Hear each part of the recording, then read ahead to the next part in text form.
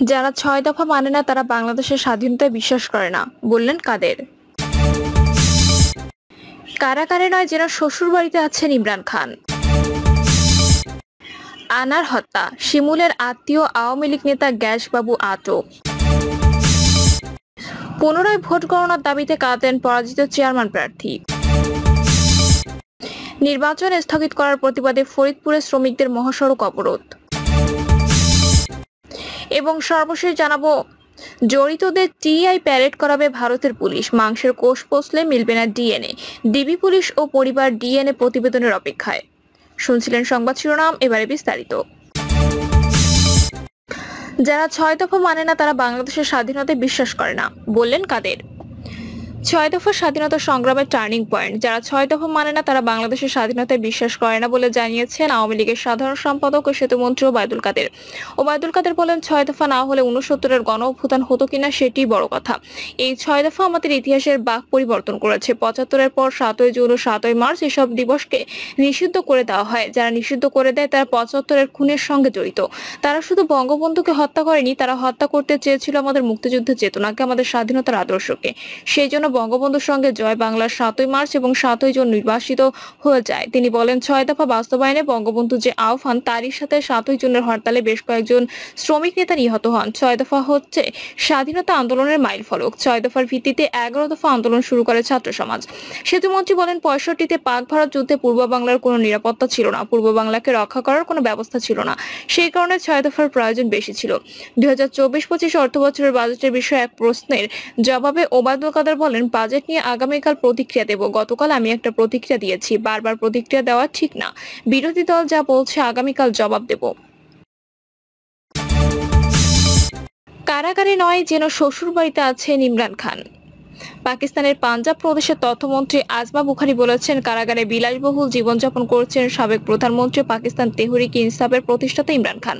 তার সেল দেখলে মনে হয় তিনি শ্বশুর বাড়িতে আছেন। প্রতিবেদনের সরকার কারাগারে ইমরানকে দেওয়ার সুযোগ সুবিধাগুলোর ছবি সহ প্রমাণ দিয়েছে। এর আগে পিটিআই শীর্ষ নেতা দাবি করেছিলেন তাকে নির্জন কারাগারে রাখা হয়েছে এবং আইনজীবীর সঙ্গে দেখা করতে দেওয়া হচ্ছে না। এ বিষয়ে পাঞ্জাব সরকারের মুখপাত্র আজমা বলেন, পাকিস্তান মুসলিম লীগ নওয়াজের সদস্যরা সপ্তাহে একবার কারাগারে থাকা নেতাদের সঙ্গে সাক্ষাতের সুযোগ পেতেন। ইমরান খানের জেলের অবস্থা তদন্তে বিচার বিভাগীয় কমিশন গঠনের দাবি জানিয়ে তিনি বলেন, কমপক্ষে ৪০ থেকে ৫০ জনের সঙ্গে ইমরান কারাগারে সাক্ষাৎ করেছেন। তিনি বলেন, কেউ কেউ মনে করেন তার কারাগারে সেলকে একটি ৫ তারকা হোটেলে পরিণত করা উচিত। আনার হত্যা, শিমুলের আত্মীয় আওয়ামী লীগ নেতা গ্যাসবাবু আটক। কলকাতার সংসদ সদস্য আনোয়ারুল আজিম খুনের ঘটনায় গ্রেপ্তার শিমুল ভূঁইয়ার এক নিকটাত্মীয় আটক হয়েছেন। তার নাম কাজী কামাল আহমেদ বাবু ওরফে গ্যাসবাবু। স্থানীয়রা জানান, এমপি আনোয়ারুল আজিম আনার হত্যা মামলার অন্যতম আসামি শিমুল ভূঁইয়ার নিকটাত্মীয় কাজী কামাল আহমেদ বাবু। আনার হত্যার ঘটনায় তার কাছ থেকে তথ্য পাওয়া যেতে পারে বলে ধারণা করা হচ্ছে। ঝিনাইদহ সদর থানার ভারপ্রাপ্ত কর্মকর্তা শাহিনউদ্দিন আটকের তথ্য নিশ্চিত করে জানান, রাতে ডিএমপি থেকে ডিবি পুলিশের সদস্যরা ঝিনাইদহে এসেছিলেন। তারা বাবুকে জিজ্ঞাসাবাদের জন্য করে নিয়ে গেছেন। তবে কোন মামলায় কোন বিষয় নিয়ে তা আমি নিশ্চিত বলতে পারছি না। পুনরায় ভোট গণনার দাবিতে কাঁদলেন পরাজিত চেয়ারম্যান প্রার্থী। রাজশাহীর বাঘা উপজেলা পরিষদ নির্বাচনের ফলাফল স্থগিত পূর্বক পুনরায় ভোট গণনার দাবি জানিয়েছেন আনারস প্রতীকের পরাজিত চেয়ারম্যান প্রার্থী মোহাম্মদ রুকনুজ্জামান। তিনি বলেন, চেয়ারম্যান, ভাইস চেয়ারম্যান ও মহিলা ভাইস চেয়ারম্যান পদে যে ভোটের সংখ্যা দেখানো হয়েছে তাতে গরমিল রয়েছে। পুনরায় ভোট গণনার দাবি জানিয়ে নির্বাচন কমিশনের সচিব বরাবর তিনি আবেদন করেছেন। লিখিত বক্তব্যে রুকনুজ্জামান বলেন, গত ২১শে মে নির্বাচনী প্রচারণা শুরু হওয়ার পর থেকেই আমার প্রতিদ্বন্দ্বী প্রার্থী অ্যাডভোকেট লাইবউদ্দিন লাভলুর মোটরসাইকেল প্রতীকের কর্মী সমর্থক ও প্রতিদ্বন্দ্বী প্রার্থী নিজেই বিভিন্নভাবে নির্বাচনের আচরণবিধি লঙ্ঘন করেন। মৌখিকভাবে ও লিখিতভাবে রিটার্নিং কর্মকর্তার কাছে অভিযোগ দায়ের করলেও কোনো ব্যবস্থা গ্রহণ করা হয়নি।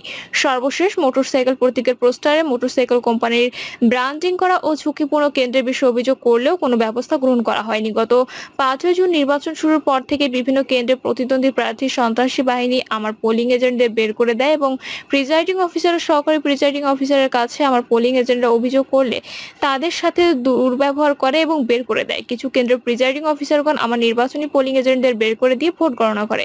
পোলিং এজেন্টদের কেন্দ্রভিত্তিক ফলাফলের শীট সরবরাহ করা হয়নি, এমনকি কেন্দ্রভিত্তিক ফলাফল শীটে আমার নির্বাচনী পোলিং এজেন্টদের স্বাক্ষর দেওয়া হয়নি। অনেক কেন্দ্রে আমার পোলিং এজেন্টদের মৌখিকভাবে জানানো ফলাফল ও সহকারী রিটার্নিং কর্মকর্তার কার্যালয়ে প্রেরিত ফলাফলের মধ্যে ব্যাপক অসামঞ্জস্য গরমিল দেখা যায়। উপরে উল্লেখিত কেন্দ্রগুলো বাদে অধিকাংশ কেন্দ্রে আমার বৈধ ভোটকে বাতিল করে ঘোষণা করা হয়। অনুরূপ ভাইস চেয়ারম্যান ও মহিলা ভাইস চেয়ারম্যানের ক্ষেত্রে নির্ধারিত ফলাফলের সাথে বাতিল ভোটের অসামঞ্জস্য গরমিল দেখা যায়। প্রদত্ত মোট ভোটের উপস্থিতি চেয়ারম্যান পদে 40.04%, ভাইস চেয়ারম্যান পদে 39.90% এবং মহিলা ভাইস চেয়ারম্যান পদে 39.98% ভোটার উপস্থিতি দেখানো হয়, যাতে গরমিল পাওয়া যায়। চেয়ারম্যান, ভাইস চেয়ারম্যান ও মহিলা ভাইস চেয়ারম্যান 3 পদেরই বাতিলকৃত ভোটের ব্যাপক পার্থক্য দেখানো হয়েছে। এতে প্রমাণিত হয় যে বাঘা উপজেলা পরিষদ নির্বাচন 2024 কোনোভাবে অবাধ, সুষ্ঠু, নিরপেক্ষ হয়নি। সার্বিক বিষয় বিশ্লেষণ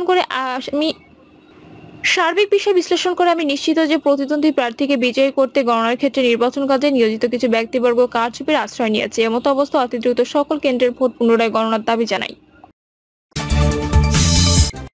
নির্বাচন স্থগিত করার প্রতিবাদে ফরিদপুরে শ্রমিকদের মহাসড়ক অবরোধ। ফরিদপুর মোটর ওয়ার্কার্স ইউনিয়নের ত্রিবার্ষিক নির্বাচন স্থগিত করার প্রতিবাদে মহাসড়ক অবরোধ করেন পরিবহন শ্রমিকরা। দুপুর 2:30টার দিকে ফরিদপুর শহরের নতুন বাস স্ট্যান্ডের সামনে টায়ারে আগুন দিয়ে ঢাকা বরিশাল মহাসড়ক অবরোধ করা হয়। অবরোধে 2 শতাধিক শ্রমিক অংশ নেন। শ্রমিকরা মহাসড়কের ওই জায়গায় কোনো ধরনের যানবাহন চলতে দিচ্ছে না। শ্রমিকদের সঙ্গে কথা বলে জানা গেছে, শুক্রবার ফরিদপুর মোটর শ্রমিক ওয়ার্কার্স ইউনিয়নের ত্রিবার্ষিক নির্বাচন অনুষ্ঠিত হওয়ার কথা। তবে শহরের দক্ষিণ কোমলপুর মহল্লার বাসিন্দা শ্রমিক মোহাম্মদ মাহবুবউদ্দিন মোল্লা ঢাকা দ্বিতীয় শ্রম আদালতে এই নির্বাচনের বিষয়ে আপত্তি জানিয়ে নির্বাচন স্থগিতের জন্য মামলা করেন। এর প্রেক্ষিতে ওই আদালতের চেয়ারম্যান জেলা ও দায়রা জজ মোহাম্মদ আব্দুল হামিদ গতকাল বুধবার নির্বাচনের উপর নিষেধাজ্ঞা দেন। এর প্রতিবাদে শ্রমিকরা অবরোধ কর্মসূচি পালন করেছেন। সরেজমিনে ফরিদপুর নতুন বাস স্ট্যান্ড এলাকায় গিয়ে দেখা যায়, অবরোধকারীরা ইট ফেলে ও টায়ারে আগুন দিয়ে মহাসড়কটি আটকে রেখেছে। প্রায় 2 শতাধিক শ্রমিক কাঠ ও গাছের ডালে লাঠি নিয়ে পাহারা দিচ্ছেন এবং কোনো ধরনের যানবাহনকে ওই এলাকা অতিক্রম করতে দিচ্ছেন না। এ সময় ইজি বাইক চালকদের সঙ্গে দুর্ব্যবহার করেছেন তারা। ওই পথ নিয়ে একটি ইজি বাইক চালকের চেষ্টা করলেও পুলিশের সামনেই তাদের ধরে ফিরিয়ে দেওয়া হচ্ছে। পুলিশের সামনে এমন বিপরীত ঘটনা ঘটলে পুলিশ তাদের বাধা দিচ্ছে না। রোগী বহনকারী 2-1টি ইজি বাইক পুলিশের পীড়াপিড়ির কারণে অবরোধকারী শ্রমিকরা যেতে দিচ্ছে। দেখা যায়, ফরিদপুর কোতোয়ালি থানার ওসি মোহাম্মদ হাসানুজ্জামান নতুন বাস স্ট্যান্ড এলাকায় সড়কে দাঁড়িয়ে আছেন। তাকে একদল শ্রমিক ঘিরে রেখেছেন। ফরিদপুর মোটর ওয়ার্কার্স ইউনিয়নের সাধারণ সম্পাদক গোলাম মোহাম্মদ নাসির বলেন, শুক্রবারে নির্বাচন হতে হবে, যে কোনো মূল্যে আমরা এই নির্বাচন করতে চাই। আমরা নির্বাচন চাই, অন্য কোনো কথা নেই। এদিকে অবরোধের কারণে চরম ভোগান্তিতে পড়েন ওই পথ দিয়ে চলাচলকারীরা। তবে শহরের বাইপাস অবরোধ মুক্ত থাকায় বাইরের বিভিন্ন জেলা দূরপাল্লার যানবাহন ফরিদপুর হয়ে অবাধে যেতে পারছে। জড়িতদের টিআই প্যারেড করাবে ভারতের পুলিশ। মাংসের কোষ পচলে মিলবে না ডিএনএ। ডিবি পুলিশ ও পরিবার ডিএনএ প্রতিবেদনের অপেক্ষায়। ঝিনাইদহ 4 আসন সংসদ সদস্য আনোয়ারুল আজিম আনারের মর্ধের মাংসের টুকরো পচে গেলে ডিএনএ প্রোফাইলিং মিলবে না। সেক্ষেত্রে নানা ধরনের সংকট দেখা দিতে পারে। ফরেনসিক বিশ্লেষকদের মতে, ডিএনএ পরীক্ষার সময় উদ্ধারকৃত খণ্ডিত মাংস টুকরোগুলোর কোষ জীবিত থাকতে হবে, অন্যথায় এতে ফল পাওয়া যাবে না। এদিকে সেপটিক ট্যাঙ্ক থেকে উদ্ধার মাংস টুকরোর ফরেনসিক ডিএনএ প্রতিবেদন এখনো ভারত থেকে দেশে এসে পৌঁছায়নি। প্রতিবেদনটি ডিবি পুলিশের হাতে এলে এমপি আনারের মেয়ে সহ পরিবারের সদস্যরা ভারত যাবেন। আনোয়ারুল আজিম আনারকে হত্যার পর মর্ধের টুকরো টুকরো করে ফেলে দেয় খুনিরা। হত্যাকাণ্ডের 16তম দিনে কলকাতার নিউটাউনের সঞ্জীবা গার্ডেন্সের সেপটিক ট্যাঙ্ক থেকে মর্ধের কিছু টুকরো উদ্ধার করে পশ্চিমবঙ্গের সিআইডি।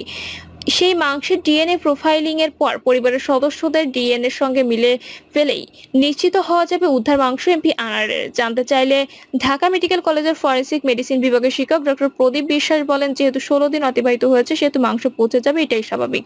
ফলে কোষগুলো পচে গেলে ডিএনএ নমুনা পাওয়া যাবে না। তবে সায়েন্টিফিক্যালি যদি মাংসের একটি কোষও জীবিত থাকে তাহলে সেখান থেকে ডিএনএ প্রোফাইলিং করা সম্ভব হবে। তিনি বলেন, কোষ জীবিত থাকার বিষয়টি নির্ভর করে মাংসখণ্ড কোন কন্ডিশনে ছিল তার উপর। এদিকে সেপটিক ট্যাঙ্ক থেকে উদ্ধার হওয়া মাংসখণ্ডের ফরেনসিক ডিএনএ প্রতিবেদনের অপেক্ষায় ঢাকা মহানগর গোয়েন্দা পুলিশ ও এমপি আনারের পরিবার। ফরেনসিক ডিএনএ প্রতিবেদন ভারত থেকে ডিবি পুলিশের হাতে এলেই এমপি আনারের মেয়ে সহ পরিবারের সদস্যরা ভারত যাবেন। ইতিমধ্যে তারা ভারতের ভিসা সংগ্রহ করেছেন। ডিবির সহায়তায় তারা ভারতে গিয়ে ডিএনএ নমুনা দেবেন বলে জানিয়েছেন। এমপি আনারের ব্যক্তিগত সহকারী আব্দুর রউফ বলেন, ডিবি আমাদের জানিয়েছে উদ্ধার হওয়া মর্ধের খণ্ডিত অংশের ফরেনসিক রিপোর্ট তাদের কাছে আসে। এরপরে ডিবির প্রতিনিধিদের সঙ্গে ডিএনএ নমুনা দিতে এমপি স্যারের মেয়ে সহ আমরা ভারত যাব।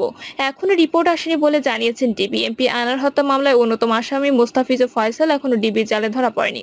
কলকাতায় হত্যাকাণ্ড ঘটিয়ে তারা দুজন একসঙ্গে বৈধ পথে বাংলাদেশে প্রবেশ করে। মোস্তাফিজ ও ফয়সালকে গ্রেপ্তারে ডিবি লাগাতার অভিযান চালাচ্ছে, কিন্তু তাদের কোনো খোঁজ পাচ্ছে না। তদন্ত সংশ্লিষ্ট সূত্র বলছে 24শে মে পর্যন্ত তারা ঢাকাতে অবস্থান করে। এরপরে সীমান্তবর্তী 3টি জেলা দিয়ে অবৈধভাবে ভারতে প্রবেশের চেষ্টা করে তারা। ডিবির ধারণা তারা বাংলাদেশে অবস্থান করছে। এমপি আনার অপহরণ মামলার তদন্ত তদারকি কর্মকর্তা ডিএমপি ডিবি ওআরই বিভাগের উপকমিশনার মোহাম্মদ আহাদ বলেন, এমপি আনার হত্যা মামলায় এখনো পর্যন্ত গ্রেপ্তার 3 জনই স্বীকারোক্তিমূলক জবানবন্দি দিয়েছে। তাদের কারাগারে পাঠানো হয়েছে। বাকি আসামিদের গ্রেপ্তারে অভিযান চলছে। এমপি আনার হত্যার আসামিদের টিআই প্যারেড করানো হবে। এমপি আনার হত্যার এখনো পর্যন্ত বাংলাদেশের ডিবি পুলিশ 3 জন ও কলকাতার সিআইডি একজনকে গ্রেপ্তার করেছে। এছাড়া নেপালেও একজন গ্রেপ্তার আছে। ডিবি পুলিশের তদন্ত সংশ্লিষ্ট সূত্রে জানা গেছে সব আসামিকে টিআই প্যারেড করানো হবে, অর্থাৎ আসামির শনাক্তকরণ পরীক্ষা হবে। এজন্য ভারত ও নেপালের পুলিশ গ্রেপ্তার আসামিদের চেহারা গণমাধ্যমের সামনে প্রকাশ করেনি। টিআই প্যারেডে মূলত কোনো আসামি স্বীকারোক্তির সঙ্গে গ্রেপ্তার অন্যান্য আসামির চেহারার মিল আছে কিনা তা পরীক্ষা করা হয়। সাধারণত একাধিক আসামি একত্রে কোনো অপরাধ করলে তাদের ক্ষেত্রে টিআই প্যারেড করানো হয়। সূত্রে জানা গেছে টিআই পরীক্ষার উদ্যোগ নেবে মূলত ভারতীয় পুলিশের জন্য বিভিন্ন দেশে গ্রেপ্তারকৃত আনার হত্যার আসামিদের একত্র করার প্রয়োজন হবে। প্রিয় দর্শক, এই ছিল এখনকার সর্বশেষ সংবাদ। আপডেট সব সংবাদ পেতে চ্যানেলটি সাবস্ক্রাইব করে বেল আইকনটি ক্লিক করে রাখুন।